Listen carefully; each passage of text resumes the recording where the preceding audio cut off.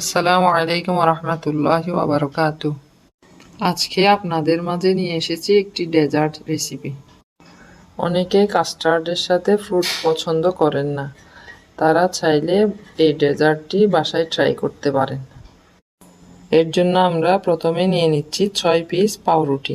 পাউরুটির চারপাশে যেহেতু শক্ত, তাই আমরা ছুরি দিয়ে চারপাশ কেটে নিব। পাউরুটির চারপাশ কাটা হয়ে গেলে যে পাত্রটিতে আমি ডেজার্ট বসাবো, ওই পাত্রটিতে একটি একটি করে পাউরুটি বসিয়ে দিব। পাউরুটির উপরে আমি 1 কাপ তরল দুধ দিয়ে দিব।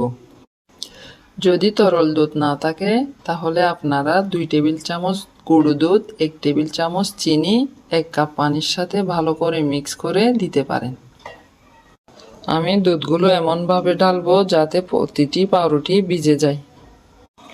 এরপর আমি কাস্টার্ডের মিশ্রণটি তৈরি করার জন্য নিয়ে নিব আধা কাপ চিনি। এবার নিচ্ছি আধা কাপ কাস্টার্ড পাউডার। 4 টেবিল চামচ নর্মাল পানি দিয়ে আমরা কাস্টার্ড পাউডারটি মিক্স করে নিব। যদি গরম পানি দিয়ে মিশানো হয় তাহলে কাস্টার্ড পাউডারটি জমে যাবে। এখন নিচ্ছি আধা কাপ গুঁড়ো দুধ। 4 টেবিল চামচ কুসুম গরম পানি দিয়ে গুঁড়া দুধ মিক্স করে নিব। যদি দুধ ঠান্ডা পানি দিয়ে মিক্স করতে যান তাহলে দুধ জমাট বেঁধে যাবে। এবার আমরা একটি হাঁড়ি নিয়েছি, তাতে 1 গ্লাস পানি দিয়ে দিচ্ছি। এবার দিচ্ছি আধা কাপ চিনি। এবার কাস্টার্ড পাউডারের মিশ্রণটি দিয়ে দিব।